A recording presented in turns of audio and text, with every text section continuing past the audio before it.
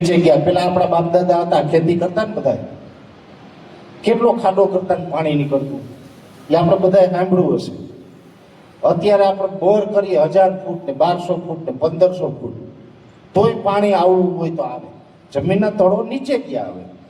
ભલે સિંચાઈ વધી છે પણ સામે રિચાર્જ નથી થતી આપણી જમીનો. આજે જમીનમાં પાણી ઉતરવું જોઈએ નથી ઉતરતું અને આપણી જમીનો કડક થઈ ગઈ છે. આ પણ એક નુકસાન છે. એટલે બેક્ટેરિયાઓ અને અળસિયાનું પ્રમાણ વધશે ને તો જમીન એકદમ પોલી થશે. અને પોલી જમીન હોય ને એ જ જમીનની અંદર આપણે ખેતી કરીએ તો કંઈક સારો ફાયદો થાય. એટલે આપણી જમીન સુધારવી ખૂબ જરૂરી છે. પહેલી વાત તો એ, જો તમે કોઈ કદાચ કોઈ એવું કહેતું હોય કે આ 5000 લીટરની દવા, આ 10 લીટર 1000 લીટર દવા, આ દવા છાંટી દો ઉત્પાદન આવશે, આ વાત ખોટી છે. તમારે ઉત્પાદન ક્યારે આવે? પહેલા તો જેની પાસે ફળદ્રુપ જમીન હોય ને એને જ ઉત્પાદન આપે. દવાનો છંટકાવ કરીએ અને જો ઉત્પાદન આવી જ જતું હોય તો પછી આ જમીનનો કોઈ મતલબ જ નથી ને. તો આ છાણિયા ખાતરની ક્યાં બધા લેક્ચરની કોઈ જરૂર નથી. એ તમને કદાચ ફાયદો કરે, ફ્લાવરિંગની દવાઓની બધું ફાયદો કરતો, પણ કેટલા કરે કે તમારે 2-5%, 10%, માનો કે તમારે 18 પણ મગફળી થાય એમ હોય અને તમે કોઈ સારું ફ્લાવરિંગનું લગાડો તો 18 ની 19 થાય, વધીને હાલો 20 થઈ ગઈ, બહુ વધીને. ક્યાંય એવું બને ફાલની દવા છાંટી હતી ને 18 મણ મગફળી થાય એમ હતી, 50 મણ થઈ ગઈ? ન થાય. એ શક્ય છે? નથી.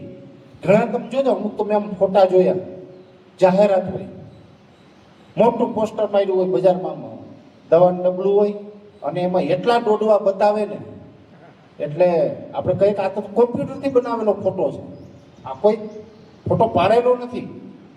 હવે ગયા વર્ષે ખબર નહોતી કે મારે આ ફાલની દવા વેચવાની છે, ગયા ચોમાસામાં ખબર નહોતી. એ માણસ પણ જો આ ચોમાસામાં દવા બનાવીને લઈ આવે તો એને ચોમાસામાં દિવાળીએ ઓલી માંડવીના દોડવા થયા હોય નોરતા ઉપર, એ ત્યાં જ હોય ને દોડવા. આપણે જન્માષ્ટમી પછીથી દોડવા થાય, દિવાળી સુધી વધીને હોય, તો ત્યાં એને ફોટો તો પાડ્યો ન હોય. ફોટો પાડ્યો જ નથી, તમારા દવાની જાહેરાતમાં ફોટો લઈ એવા ક્યાંથી? હાલો કયો? એ કોમ્પ્યુટરથી બનાવેલો હોય. એ ફોટો કોમ્પ્યુટરથી બનાવેલો હોય, એવા દોડવા ક્યાંય હોય જ નહીં. એવું આપણે ખોટી જાહેરાતો બતાવે. એટલે જ અમે વારંવાર કહેતા હોય.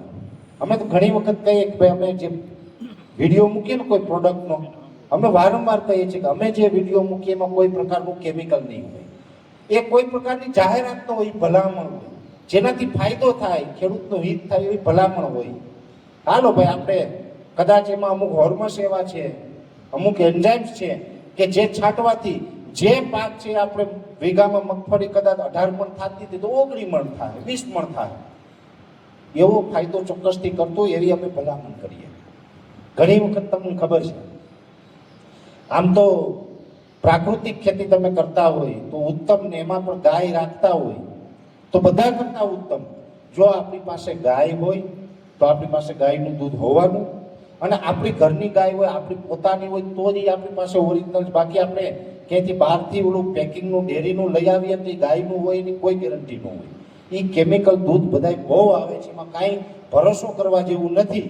એટલે પહેલાં તો ગાય ઘરની હોય, આપણી પાસે ગાયનું દૂધ હોય તો સ્વાભાવિક છે કે એ ઓરિજિનલ જ હોય.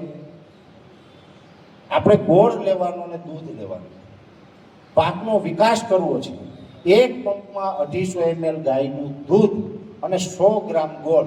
આ ગોળ અને દૂધને છે ને પહેલાં મિક્સ કરી નાખવાનું, ટૂંકમાં ઓગાળી નાખવાનો ગોળને, અને 15 લીટરનો જે પંપ હોય એની અંદર તમે દૂધ અને ગોળ, 250 ml ગાયનું દૂધ અને 100 ગ્રામ ગોળ નાખીને છંટકાવ કરો તો એનાથી પણ પાકનો વિકાસ થાય, વૃદ્ધિ થાય.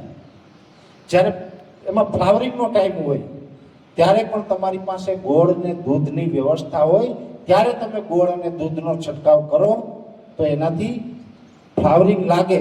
પણ મેં કીધું એમ, ફ્લાવરિંગ લાગે એટલે એ 18 મણનું 50 મણ ન થાય, એ 2-5% આપણે ફાયદો કરે.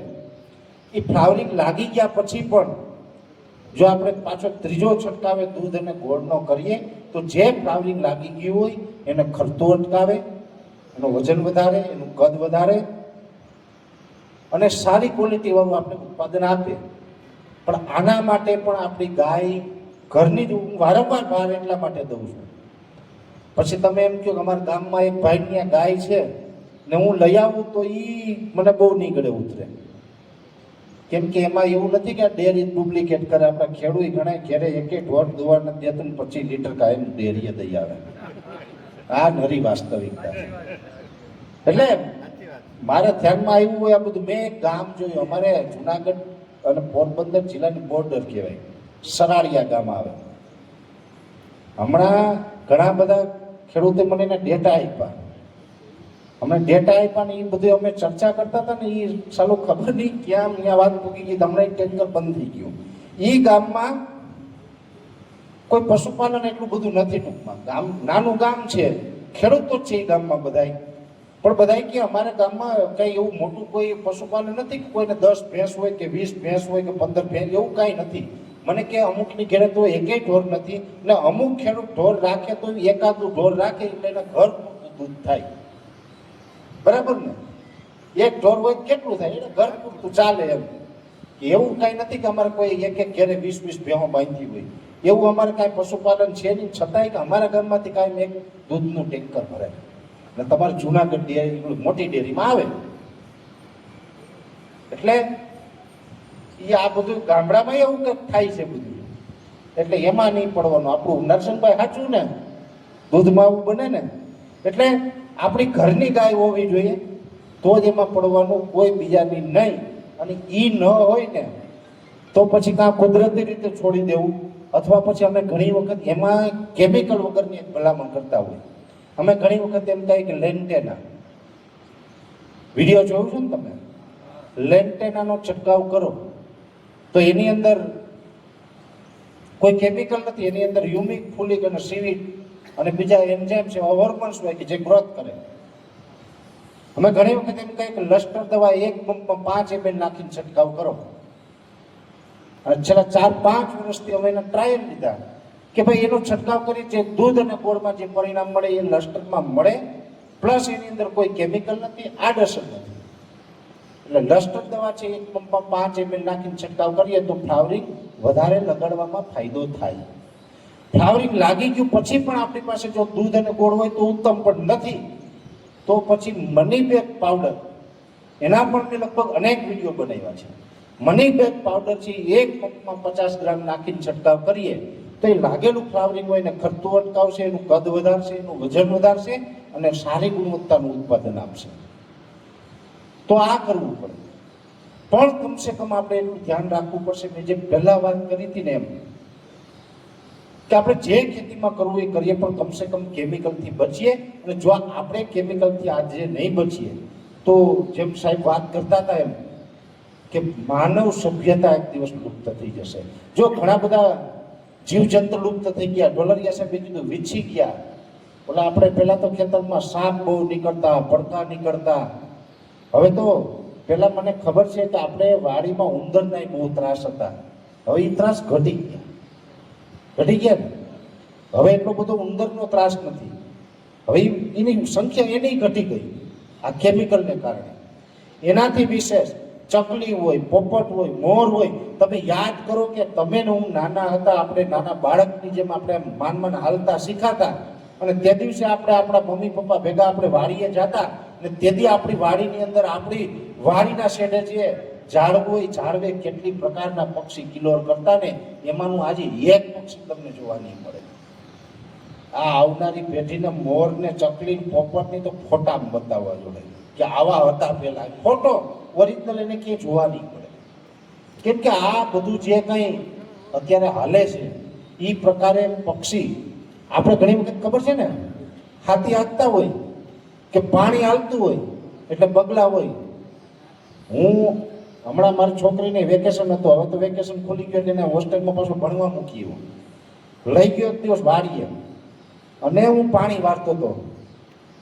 હું પાણી વાળતો હતો ને એટલે હું અહીંયા જ ગયો. હું આપણને ખબર હોય ક્યારો ભરાઈ ગયો હું વાળી ગયો.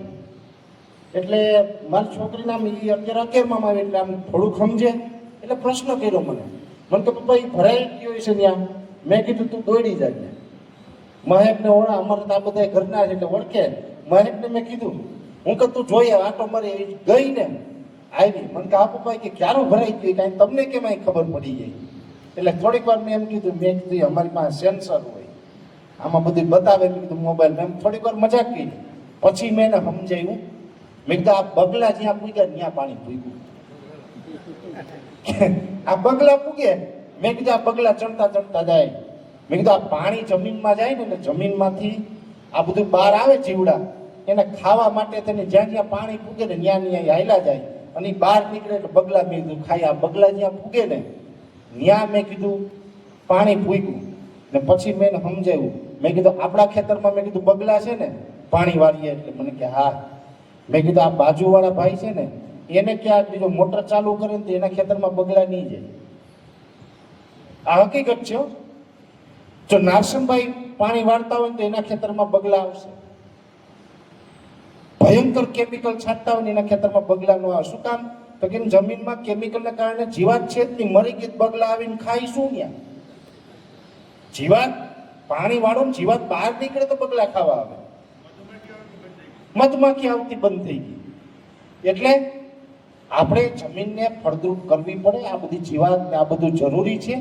આ નહીં કરીએ ને તો આપણી જમીન બચવાની નથી. અને આ જમીન એક દિવસ એટલી બંજર થશે કે આ તમામ જીવજંતુને મારી નાખશે. સાથે આ જમીનમાં એક સમય એવો આવશે કે આ જમીન એટલી ઝેરી થાય ને કે તમે કાંઈ પણ વાવશો ને તો ઉગશે નહીં.